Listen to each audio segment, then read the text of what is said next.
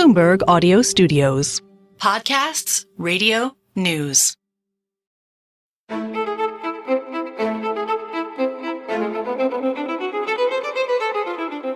The question was put to me in late 2016 after the election. And I went to Trump Tower and I met a number of the key protagonists in a very surreal afternoon. And after I had met Anthony Scaramucci and Mike Flynn and Steve Bannon and Michael Cohen, I phoned my wife up and I said, this will end in a welter of litigation. We're going to have nothing to do with it. Good call. Welcome to the first episode of Voternomics, where politics and markets collide. This year, voters around the world have the ability to affect markets, countries and economies like never before. So we've cooked up this series to help you make sense of it all. I'm Stephanie Flanders. I lead our government and economics coverage at Bloomberg, also our economic research. And back in the day, I was once BBC economics editor. I'm Allegra Stratton. I author Bloomberg's Readout newsletter, and I used to work in number 10, but also number 11, number 9, and then also, number 12, Downing Street. Anyway. We will maybe get into that later. And I'm Adrian Wooldridge. I've never worked in Downing Street, but I'm an opinion columnist and I'm an author. And for 32 years, I worked for The Economist. I wrote the Lexington column, the Schumpeter column, and the Badgett column. And I can sense that... Not all at once. Successively. This is already chaos. It's going to be so much fun. OK, so you just heard from the historian and pundit Niall Ferguson. Later in the episode, we're going to chat with him about the state of the world, the state of the US and what he thinks about it all. You won't want to miss it, you, Allegra, particularly, since you weren't part of the interview. I know, I'm sorry. Also on the show this week, we have Bloomberg senior reporter in Washington, Nancy Cook, who tells us everything that's going on in US politics and also a little bit about the upcoming White House Correspondents' Dinner, that invitation that at least some people would like. But we've established that Adrian wouldn't like that.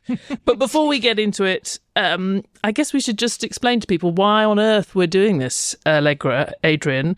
I mean, at first, I guess we should say that, you know, this Bloomberg news agency, we haven't just stumbled on the fact that there were a lot of elections this year or that they were going to affect economies. But the more we listened to what everyone else was saying about them, the more we felt like there was a bit of a gap we could fill. What do you mean, everyone else? All the other podcasts? There are other podcasts. Hosted by men. I'm told there are other podcasts, many of them hosted by men.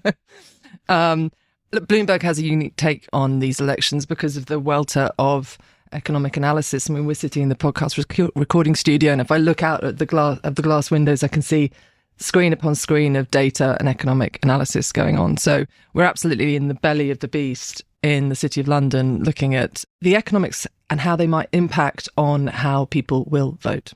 And the other thing, I think, is that we're truly a global news service, and these are global elections. I mean, there are elections, really big elections in Britain, in the United States, in South Africa, every corner of the world they're taking place. So we want to bring a global perspective as well as an economic and business perspective to it. And it speaks to one of the reasons that you're here, Adrian, is that sort of politics and geopolitics has been forcing its way onto the agenda for businessmen and people and politicians and policymakers all around the world in a way. I mean, I certainly noticed doing Stephanomics, a sort of previous partial version of this, that just we kept on having to talk about geopolitics and history in a way that I don't think would have been true if we were doing a sort of narrow show on the global economy a few years ago. Absolutely. If you look at companies, there have always been some sorts of companies that have had to take geopolitics into consideration. If you're an energy company, you have to do that, and you put ex-spies and you put ex-ambassadors on your board and all sorts of things. Now it's an extraordinary range of companies, pharmaceutical companies, IT companies. Even if you're in the food business, you're being impinged upon by geostrategic tensions, threats by politicians in a way that we've never seen before. So in every single way, you can't understand politics without understanding economics and business and vice versa. And the phrase that I keep coming back to, which I hope that this podcast will sort of interrogate over time, is it's the economy, stupid. Because I don't know if it is anymore. And I want this podcast to help me, because sometimes I think, you know, you can see the economics driving people to vote in certain ways. And then in America, which we're going to talk about in depth in a second, it's more complicated, isn't it? No, and a very, I remember even just a few years ago, a sort of wise economic policymaker saying to me, I think it was just sort of in the wake of the Eurozone economic crisis, but saying, we economists often say, oh, politicians, they don't understand the laws of economics, they don't understand basic arithmetic, and that's why they get into these troubles. And then he paused and he said, though I have to say, I think quite a lot of us don't understand the laws of politics, and we tend to ignore that too much. And I've had that running through my head quite a lot the last few years. So that's what we're about. I think we're going to go off. You can already tell we're going to go off in a number of different directions. Who knows, especially when we have the three of us sitting in this room. But I think there'll be some sort of common threads for each episode, one of which is we will have a conversation with someone we think is interesting. Maybe someone you've heard before, but we'll be asking them much better questions. It may also be someone that you had not realised you ought to know about, and so more of that in the coming weeks. And we'll be checking in with one of our colleagues from around the world on a pretty regular basis to get a sense of what they're seeing on the ground and how it feeds into this sort of big picture grand thoughts that we are hopefully having occasionally or hearing from other people. And in that vein, I wanted to introduce you to Nancy Cook, one of our senior reporters in DC, writes a lot about economic policy, but we've also had her out on the campaign trail quite a lot in the last few months because obviously, things are hotting up in the US presidential race. See, thank you so much for doing this. We tend to look at the US election partly for the sort of horse race aspect of who's going to win, but also thinking about how important it is for the rest of the world. How are you seeing the rest of the world figure in what you're writing about day to day on the campaign trail? I think this election will be hugely important for the rest of the world, and it will just present dramatically different outcomes based on who's elected. And we're already seeing that. We're seeing a bunch of foreign leaders already make pilgrimages to Mar-a-Lago or Trump Tower to meet with the former president.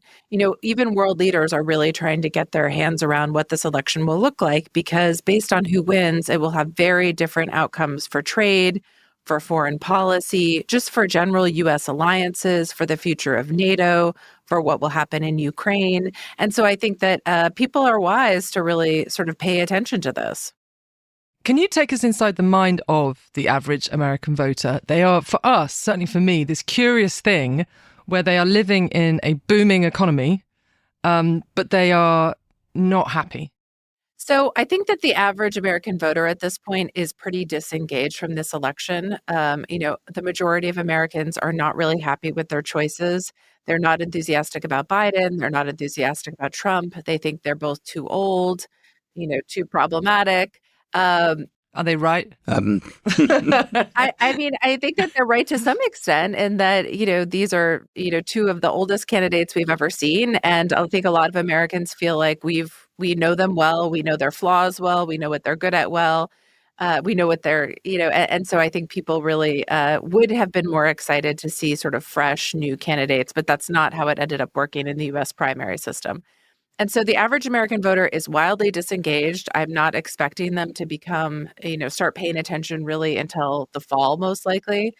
And I think that, they're very worried about things, as I was talking about, like the economy. I think women and young people are very worried about reproductive rights in the U.S. because, the state by state, there's so many states that are sort of banning abortion or doing a lot of restrictions on reproductive rights.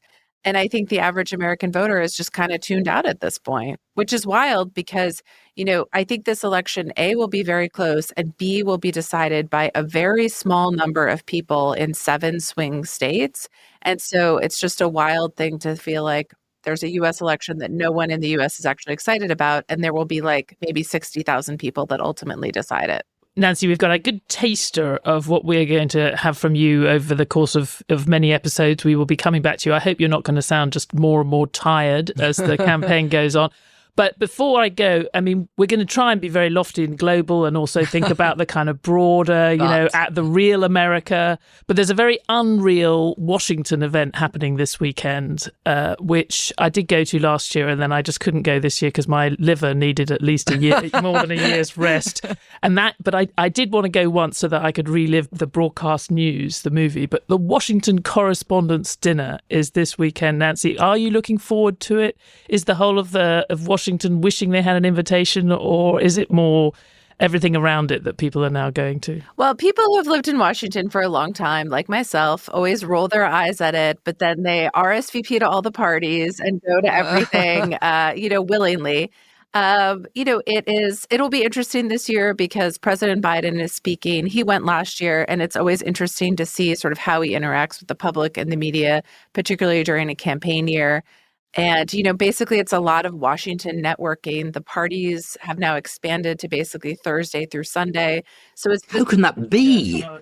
One night is enough. I mean, it's horrible. How can it go on for 4 days? That's why the economy's growing. So, it's a chance to kind of catch up with a lot of people in Washington in a very short period of time efficiently by going to many, many cocktail parties. What is the best party in town that's the hardest thing to get an invitation to? I think that there's several parties at embassies that the ambassadors throw, and I think that those are always the hot parties. Oh, the French embassy. Yeah, there's the Swiss embassy, the British ambassador, is very social and likes to throw parties. So there's a bunch of different ambassador parties over the next 4 days, and I feel like those are kind of or Thursday through Sunday, and those are the hot tickets because going to an embassy is You've never beautiful. been, have you? I have. I say the best one used to be, although I have very, very faint memories of it, was the Christopher Hitchens party, which was absolutely fantastic. Well, you probably had faint memories of it the next day. Yeah, I did, absolutely. All right, Nancy, we'll let you go, but thank you, and we'll listen to you again. Thanks so much for having me.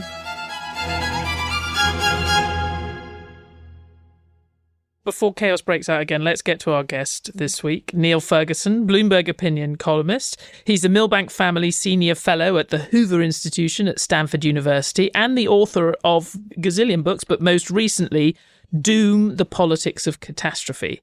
As we were saying earlier, the whole idea of Voternomics is to take stock of the way that geopolitics is overturning a lot of long-standing assumptions about economics and indeed business around the world. So Niall seemed like an excellent person to start with to get a very intelligent mashup of economics, geopolitics and history. So let's get to that conversation. When we look at the US election from the UK, although we talk a lot about the economy and why isn't Biden doing better from the surprisingly strong economy, it does feel like international events are looming larger than they usually do in a US general election. So I'm just wondering, from your perspective, does this feel like a foreign policy election? I doubt it. I think if you look at the key voters in the swing states, and those are the not very committed independents and the people who flip between elections, I doubt that they're sitting with maps of the Middle East pondering whether Prime Minister Netanyahu should make a move against Hezbollah. They are probably more interested in Trump's New York criminal trial, because when you look at the polling, it's very interesting. If you ask people, how would you vote tomorrow? Trump wins in the swing states. But if you ask them, if he had a criminal conviction, how would you vote tomorrow? It flips. And so much more hinges on the lawfare than the actual warfare in this election, as far as I can see. Let me push back on that, Niall, because what's happening at Columbia University at the moment seems to be extremely polarizing and motivating of voters. And when I was in New York last week, and the Columbia University stuff massively occupied people's minds as compared with the Trump trial, which basically was boring to people. Isn't this sort of protest something that annoys swing voters? Won't we see more of it in Chicago at the Democratic Convention, and won't it shift quite a lot of people? As last I heard, New York isn't one of the swing states. I have to say that The Trump campaign is basically the 2016 campaign. And it's about economic issues, it's about immigration, it's really about the same themes of that 2016 election 8 years ago. Still works for the base. They're still motivated, especially on the idea that there's an open border and criminal gangs are pouring through. That's the Trump campaign. The Trump campaign isn't really about woke Columbia student. That exercises the chattering classes enormously. But between New York and California, where I also spend time, I'm struck by how much conversation on those subjects is irrelevant to this election because those states are not in play. You've got to ask yourself the question, Adrian, which counties in which states are in play and what do people there care about? And I honestly doubt that they care about campus politics. I'm exposed to it at very close quarters because I have to tell you, Stanford hasn't been a whole lot better than Columbia. And I just don't think it's going to be decisive in this election. I still feel that it matters. And the person who comes to my mind is Richard Nixon. And the way that you got this backlash against student protests, student radicalism, really feeding into middle Americans feeling as though this wasn't the sort of thing they could go with. There's one thing I'll agree with you about. If they have another Chicago convention of the sort that undoubtedly damaged the Democratic cause in the Nixon era, then yeah, because that will put it in squarely in the national political debate. So if in August it's a complete fiasco in Chicago and there are pro-Palestinian protests disrupting the convention, then I think that will undoubtedly help Trump. But I'm skeptical that it's the key issue at the moment. Look, if it were, Trump would be pulling ahead. But as far as I can see, Biden's closed the gap in the last couple of months for two reasons. One, that people are beginning to come round to the view that the economy is actually quite good. And that's taken a while because there was so much disillusionment with the inflation spike in 2022. The other thing that's interesting is that for most Americans, we began by discussing, I don't think foreign policy is at all a top priority in this election. It's not ranked highly in the issues. But in the last couple of months, Republicans have been entirely divided on the Ukraine question. One part of their party, especially in the House of Representatives, is isolationist and wants Ukraine essentially to be thrown under the nearest available Russian bus. And then there are a whole bunch of other people like Mike Pompeo and Mike Gallagher and Matt Pottinger, who are more hawkish than the Democrats on every major conflict issue. And I think that's actually somewhat damaging to the Republican cause. We haven't mentioned it, but abortion is the one issue where the Democrats have an edge over the Republicans, reproductive rights, whatever you want to call it. Frankly, I'll be surprised if the antics of woke college students really show up in the polling. We'll know, in a few weeks if you're right and I'm wrong. Just to finish this off, the obvious place where people do point to a cost to Biden of the dynamics over the Middle East and the strong feelings on that is somewhere like Michigan. Do we overstate the impact that some of those, the sort of the marginal voter who may just not turn out for the Democrats, actually they're out campaigning and they don't feel like he's on the right side of history? I think Michigan's very important in the sense that you have a substantial Muslim vote, which was not something Richard Nixon had to worry about.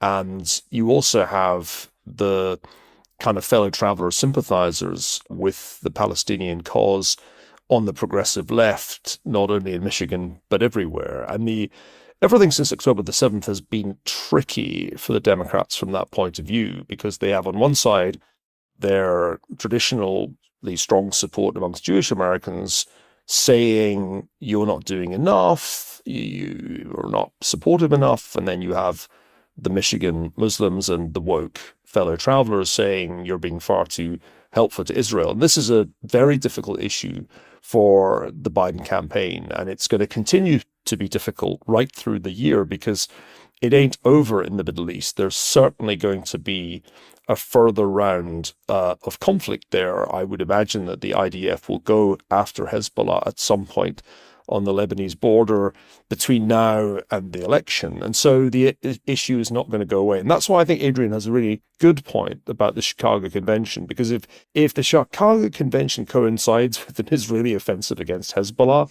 it's going to get pretty ugly great. for Biden. Yeah. That could be a problem. But I don't think Columbia students are a problem for the Democrats. Not yet. Why is Biden not walking this as an incumbent president with a booming economy, a really strong economy? How does it look so close? That's an easier question. Larry Summers came up with a paper a couple of weeks ago now saying, yeah, it's true that inflation has come down since the spike of 2022. Remember, inflation got up to 9%, consumer price index inflation.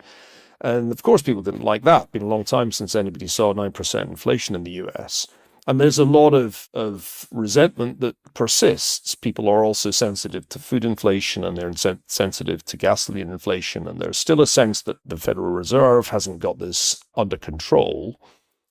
Larry's argument was, you have to remember that although mortgages can be set for very long periods in the United States, the land of the 30-year mortgage, yes, there are lots of other forms of debt that are far more sensitive to interest rates. And he argues you've got quite a lot of pain in auto loans and in other short maturity consumer debt. I think that's an important point. I think if you look closely at the labor market, the first signs of that long awaited and now no longer believed in recession can be seen. So the nightmare scenario for Team Biden is that the economy looks terrible by the time we get to Labor Day, and then people will, I think, revert to a negative view of the Biden economy. When I heard that the Biden team wanted to run on the economy, which was like last year's story, I'm like, good luck with that. That will lose the election. So they've had to flip to a different strategy, which is running on Trump, and then desperately trying to get Trump to say something about abortion that they can then run against. But yeah, the economy doesn't work for them as an issue. If they had stuck with that plan, then I think Trump would have had a good shot at winning. When I was in New York last week, I noticed talking to money people, to finance people and the rest of it, is how many people are leaning to Trump, saying that we could really lower corporate tax, a bit more deregulation, and the booming economy will boom even more. I hadn't expected so many, as it were, respectable, educated people who happen to be rich to be pro-Trump. Is that a distorted impression of what's going on, or is there a sort of shift amongst the wealthier people? This is in New York, which is not exactly a Democratic stronghold. I think that there are a number of issues that matter a lot to the wealthy elite of New York. And those include elite universities and the culture conflict that has been going on there since October the 7th. Wall Street had not noticed, despite my attempts to point it out over the past 10 years, that the alma mater they felt so warmly towards had gone bananas. But after October the 7th, they noticed. And that was when Wall Street began to care, finally, about what happened to the hundreds of millions of dollars that they chuck at Harvard and Columbia. So I think that's part of what's going on. When you talk to the Wall Street crowd, a lot of them have had the scales fall from their eyes about woke academia, a bit belatedly, in my view, but they finally got the message. There's also a sense that the economy was an absolute home run for Donald Trump. People forget, but the Trump administration's economic outcomes were among the best of any presidential term since Ronald Reagan. And one might even go back further and say about as good as the post-war period has seen, because after a period of, 17 years of flatlining, median household income in real terms went up by more than 10% in the first 3 years pre-COVID of the Trump presidency. And even after COVID, it was still substantially up on where it had been between 1999 and 2016. By the way, it's in negative territory under Joe Biden, last I checked. Wall Street would love to have a repeat of the Trump rally that kicked off pretty much on election night in November 2016. Now, I'm sure that this is a flawed analogy, because I don't think a second Trump term will be anything like the first Trump term, because the initial conditions are so different. But there's definitely a perfectly straightforward view that the Trump administration was pretty good at the economy, and so why not have the Trump administration 2.0? Because we're going to be very global on this podcast, and we are also specifically thinking about how geopolitics is intervening in the way everyone thinks about everything. And I was struck by something you said in a recent column, that you seem to be saying that isolationism was just not going to win out in US politics, and that President Trump had recognized that, or was likely to recognize that, having seen a bipartisan consensus develop over the need to confront China in this kind of new Cold War. Is that sort of wishful on your part, or you think genuinely isolationism is not going to be a winning strategy in the US for either party? I don't think it's plausible. And I think it's very striking that Speaker Johnson, Mike Johnson, the relatively recently installed House Speaker, went from being opposed to funding Ukraine's war effort to arguing passionately for doing so. Why was that? Because the intelligence briefings scared the hell out of him. And I just wish that Marjorie Taylor Greene could have had those briefings too, because if you let Russia win in Ukraine, that is no bueno from almost any vantage point that is rational. I'm excluding the Tucker Carlson position that it would just be fine if Putin won. The interesting thing about this is that Trump himself changed the conversation on US national security strategy, which for the entire period really after the end of the Cold War had been a sleepwalk towards Chinese ascendancy, culminating when Susan Rice was Obama's national security advisor. And the national security strategy basically said, China's rising, oh well, it's okay, why worry? And Trump campaigned against China. It was as important as the border issue in 2016. He came in, he talked about tariffs on China. He'd been ridiculed by the policy elite, which has been, up until the Trump presidency, uncritically pro-free trade. And the Trump administration completely changed the conversation because they imposed the tariffs, they stood up to China, they rewrote the national security strategy as one of competition with China as the main US rival, along with Russia. H.R. McMaster, Nadia Shadlow nailed it. Fantastic document. Set a new course for American strategy that the Biden administration did not dare change. And on this issue, it seems to me, Trump has a lot of credibility because everything that the Trump administration said about China has turned out to be right. I think the isolationist position is inherently stupid. It's like being an apologist for the totalitarians in the 1930s and 1940s. You're just getting it wrong because they clearly aspire to a world in which American primacy is over. That's the one thing that brings Xi Jinping and Vladimir Putin and the Ayatollahs in Tehran and Kim Jong-un together. They don't have anything in common except that they're really quite against democracy, the rule of law, individual freedom, and American primacy. An isolationist position, such as Tucker Carlson staked out after he left Fox, is as big a loser, in my view, as the same position was in the 1930s. And all the Republicans have to do is, as Mike Pottinger and Mike Gallagher argue in the latest issue of Foreign Affairs, is be more hawkish than the Democrats, who have been really bad at foreign policy. It's like how not to do deterrence 101. 2022, total failure to deter Putin from invading Ukraine. 2023, total failure to deter Iran from unleashing its proxies against Israel. And 2024, they can't even deter Bibi from finishing off Hamas in Gaza. And so this administration is terrible at foreign policy. It's really woeful at it. It makes Jimmy Carter look like one of the masters of geopolitics. If the Trump campaign could focus on that, if that was what the electorate really cared about, then Trump would win the way Reagan won in 1980. Without going into all the details, I think I would absolutely agree with you that President Trump was the one who did most to provide a wake-up call and a recognition that the China strategy of those many years had been completely wrong, or at least been disproved by Xi Jinping's approach to government. I was sitting in US Treasury when we let China into the WTO, and that the view of how that was going to go just turned out completely wrong. But the problem I find when I think, okay, is President Trump going to be, ironically, a less scary, potentially more constructive force on the international stage if he's re-elected than these, as you described, incompetent President Biden and Tony Blinken?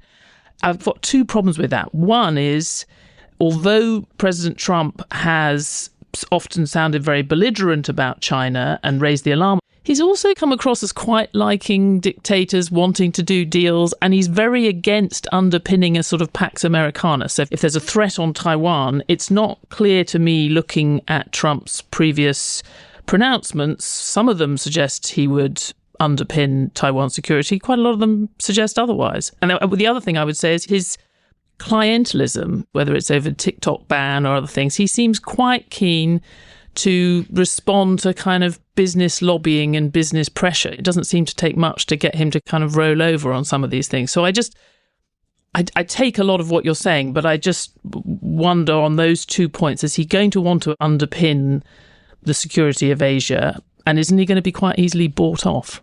Well, it's a reasonable question to ask, Stephanie, but one has to remember that the president isn't the king.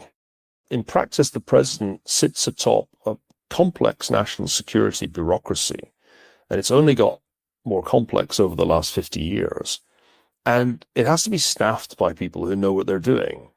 And you just can't make Tucker Secretary of State. That's not an option. So you have to look around and ask, who will staff up the second Trump administration? And the answer is people like Mike Pompeo and Matt Pottinger and maybe Mike Gallagher. And those people are all much more hawkish and much more convinced that behind every threat to democracy, whether it's in Ukraine or in Taiwan or in Israel, is the Chinese Communist Party.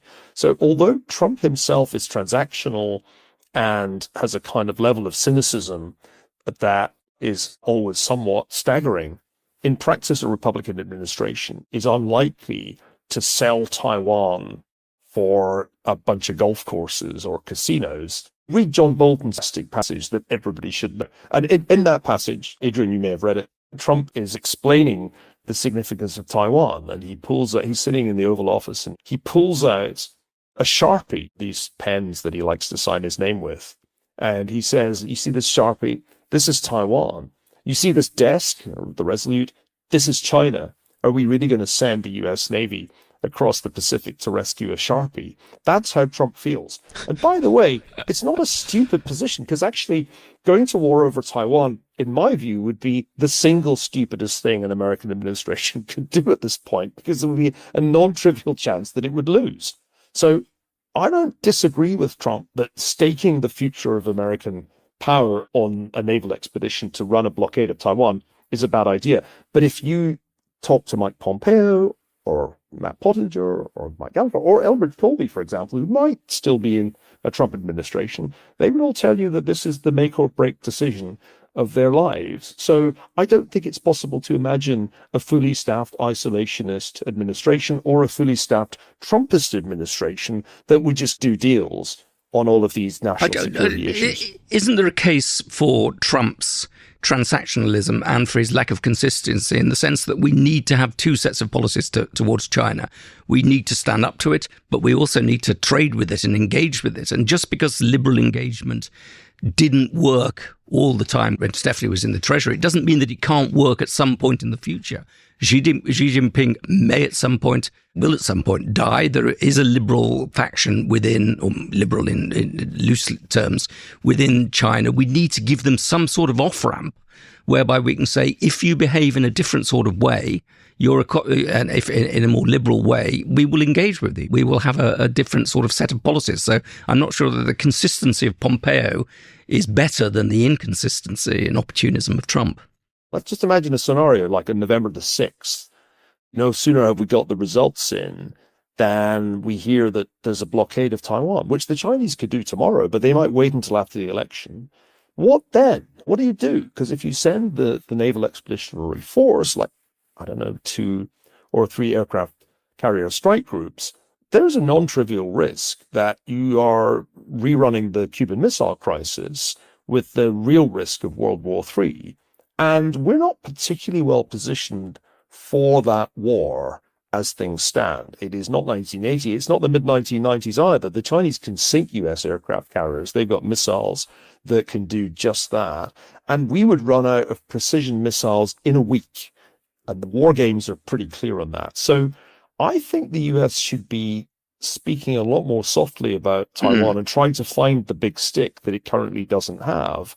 And until such times as you have that big stick, the right strategy is détente, negotiate with them, engage with them, whatever it is, arms control, economics, exchanges, just talk about it. European security, talk about it. It's better to be engaged in those conversations with the other superpower than to risk a Cuban Missile Crisis, which is way too dangerous. And I think that's what the Biden people wanted to do. I think that was definitely Jake Sullivan's instinct. I think that was what they were trying to achieve in the run-up to the meetings in November. The problem they had was, as in the first Cold War, you're doing détente when the Middle East blows up, and you weren't expecting that. He certainly wasn't expecting that, and it happened, and it's greatly weakened the national security strategy of Team Biden. That's why they're in trouble at the moment, not their China policy, which I think was quite smart. In fact, the China policy of the Biden administration was especially smart because they found the Chinese Achilles heel, which turned out to be high-end semiconductors. As somebody who's jumps from one side of the Atlantic to another, what are you seeing in Britain in terms of our coming election, which may well be at almost the same time as the election, as the Trump-Biden election? Are you seeing any interesting patterns emerging that might cast light between the two? There's an almost complete disconnect because Britain's rerunning the 1970s like some brilliantly executed BBC costume drama in which everybody talks as if it's the 1970s. Oh, well, mustn't grumble, nothing works. and you go from a weak Conservative government to a weak Labour government. They'll make it worse, won't they? I mean, pity Keir Starmer as he enters Downing Street. The predicament is really dire from the point of view of the fiscal situation and all the wonderful things that Rachel Reeves said in her much lauded speech reminded me of the white heat of technology. And it's going to be just Wilson redux with the inevitable consequences.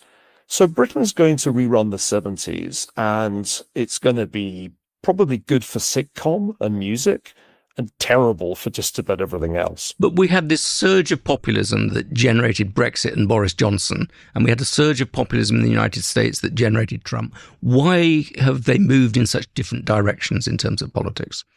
Because Trumpism had a serious and credible case that if you changed your attitude on taxation, which they did, and on China, which they did, and tried to toughen up border policing, which they did, there would be meaningful economic benefits to the average American household. That was a serious and well-executed platform. The problem with Brexit was that it contained a good deal of rhetoric and high-quality marketing. Don Cummings, very good at that. But the content was utterly vacuous.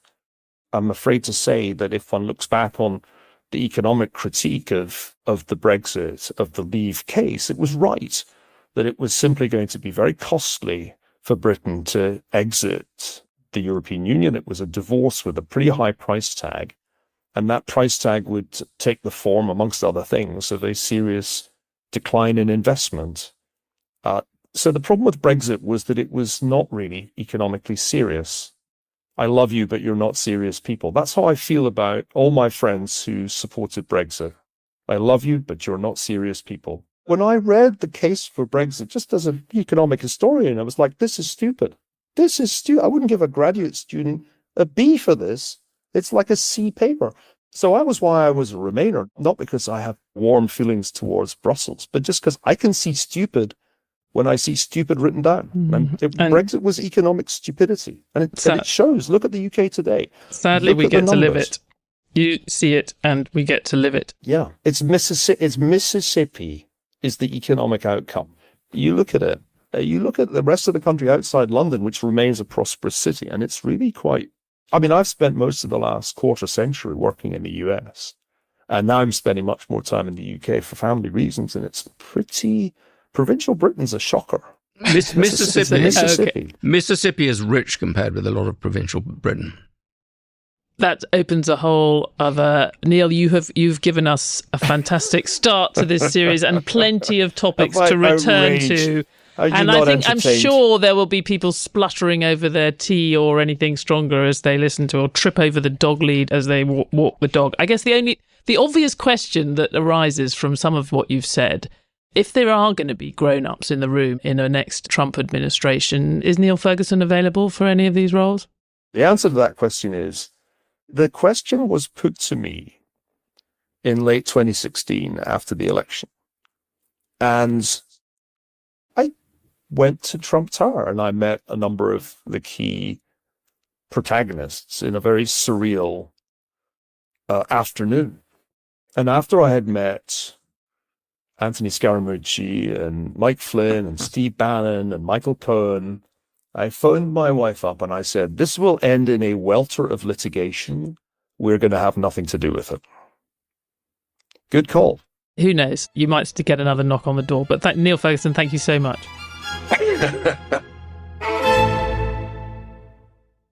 I read that transcript first thing this morning. I didn't listen to it until just now. And it was like drinking 10 shots of coffee in one go. And I don't drink caffeine anymore. So can you imagine what that did to my poor body? From the paper, it felt like he thought that Trump was... I think he thinks he's going to win. I think he would probably concede, as most people would, that you can't really tell with Trump. He's such an unpredictable figure. He might go in all sorts of directions, but nevertheless, that there is a possibility that for economic reasons, for business reasons, and for foreign policy reasons, he might not be the disaster that most of the sort of global establishment is predicting. I was quite struck that. But I was quite struck that, especially when I was sort of pinning him down a bit on sort of, can we really count on Trump to, quote unquote, do the right thing when it comes to Taiwan or other things, that he fell back on saying, there'll be grown-ups in the room. Yes, you can't give a Secretary of State job to, any old person. Whereas actually the impression you get very much of Trump 2.0 is precisely that it will be the people who Trump can absolutely rely on, who will defer to him, and all the people who were the grown-ups in the room, often didn't last very long in the first Trump administration, will be nowhere to be seen. So I thought it was interesting that he was still sort of relying very heavily on that. It was very much a 2016 mindset. We've got this crazy guy, but there's lots of responsible people who can hold him back. Now, we've learned a couple of things in recent years. One is that those responsible people can't necessarily hold him back because he's this sort of extraordinary figure, unpredictable figure. But secondly, that you're getting the emergence of a real sort of populist policy established, populist intelligentsia. That it won't be just the old Republican wise men who will be in the room. There'll be a whole group of new intellectuals, of new policy people who really believe in this populist agenda, who really believe in isolationism. You've got groups like the Heritage Foundation, who've produced this enormous policy document, which is all about strong government, about getting rid of checks and balances, which is about empowering true Trumpist believers. And they've got binders full of populists. They've got a whole set of people that they want to populate the White House who weren't available before. So I think he's applying a 2016 paradigm to something that's going to be a very different thing. I just wanted to say one other thing about the nature of our conversation, which I think really illustrates the world that we're talking about. We're talking about Taiwan. Now, what has Taiwan been since about 1980? It's been this place where you produce cheap stuff and then you produce semiconductors. Everybody has seen it as a fantastic place where you can get all this manufacturing skill, where you can produce all this really cheap, good stuff. It now produces 90% of the world's semiconductors. It has one of the world's great companies, the world's greatest semiconductor producing company in the world there. Everybody had seen it through that lens. Now, in this conversation, we're seeing Taiwan through a very different lens. Is it somewhere that we should go to war to protect, or is it somewhere that we might concede to China because they care more about it? That's a dramatic demonstration of the theme that is at the heart of this He talk. called it a Sharpie pen, didn't he? You had that story about it. Absolutely. Yeah. But it's a sort of example of parts of the world that, not just the sort of foreign policy makers or indeed sort of foreign correspondents need to know about, but even potentially, suppliers of things in different parts of Britain or different parts of Europe, just like the Red Sea, everyone going to the map to work out where the Red Sea is that they haven't had to think about for quite a long time. Absolutely. That's it. And I thought the challenge from both of you was very important around, hold on a second, from the American perspective, it might be one thing to be so tough on China and tariffs and goods coming over, partly because they make so much. It is different from the UK's perspective. And again, from a sort of Voternomics perspective, thinking about what does something mean to voters if you are thinking about prices going up, because as you say, so much is being made in that part of the world that is being consumed by Brits. It's not always true for Americans. So you've got, UK potentially in the next year, if there's a President Trump, the second, where we are having to watch this. Is it a trade war? I don't know what it would become if, not just the tariffs we have at the moment, but there's more tariffs put on goods.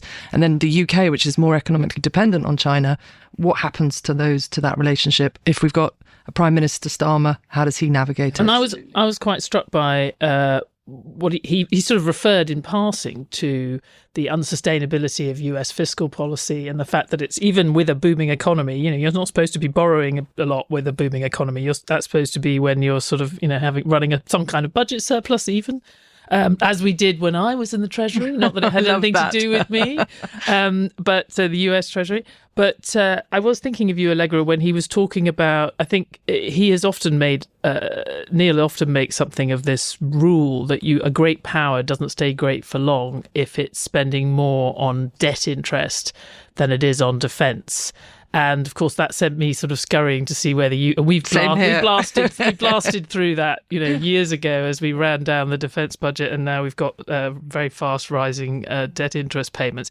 And it's striking that this was the week that the Prime Minister decided to kind of echo what Keir Starmer has said about wanting to get to 2.5%. And of course, because he's Prime Minister, people take it a bit more seriously. Is the Conservative Party fully on board with doing that instead of tax cuts?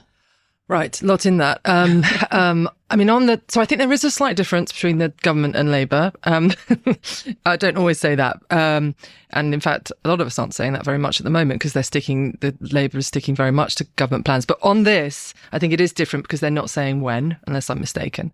And I think that matters because the threat is now. And the threat is ramping up week by week. So I think the timing question is an important one.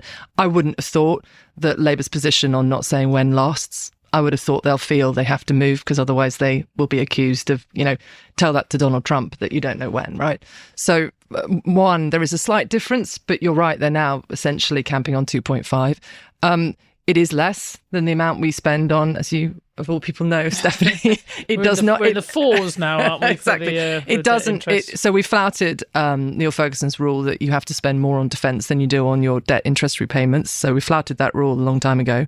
2.5 has, it seems like, made Rishi Sunak's critics inside his party go quiet. So the people that were calling for it seem happy, probably because any higher has an impact on other public spending. As you say, you said tax cuts, but I would say actually NHS, welfare, pockets of huge budgets that there are constituencies within the Conservative Party who would not want them touching. So I think I don't think people saw it coming Correct me if I'm wrong. So I think there was, we knew that he was going to Europe at the beginning of the week, but I don't think people thought that there would be a new statement on the amount of GDP that would be spent on defence. So I think he's had a decent few days, but next week's going to be very tough because it's these May elections that for many, many months now, people have been saying will be the moment when his critics decide to move again. I think there'll be a number of D words which we'll keep talking about as this podcast develops. One is debt, which is something people have been pretty quiet about for a long time, but it's now coming back. A second is defence. Again, something that people weren't talking about enough, but is moving back to the centre of British politics, just as it's been debated very vigorously in the United States. Demographics, with an ageing population, with different groups shifting and some interesting shifts going on, particularly in the United States with some black voters and some Latino voters perhaps shifting to Trump in interesting ways, and just disaster. There's probably going to be another disaster like the disaster of the, Hamas atrocity, which will reshape politics yet again. And de-escalation. I forgot that one. I'm here all week. That's the optimistic one. I thought you were going to add decarbonisation. Oh my God, I'm ashamed to say I hadn't even thought of that, Stephanie, but you are always there. Definitely decarbonisation and that awful, terrible one, digitisation is the other really naff one. And next week's episode will be brought to you by the letter E. Yes. All right. Well, that's just a taster, folks. And for those of you who liked it, there'll be more like that. And for those of you who didn't, we will get better as the weeks go on. But it's great fun to sit down with these fine people. And we will be doing many more.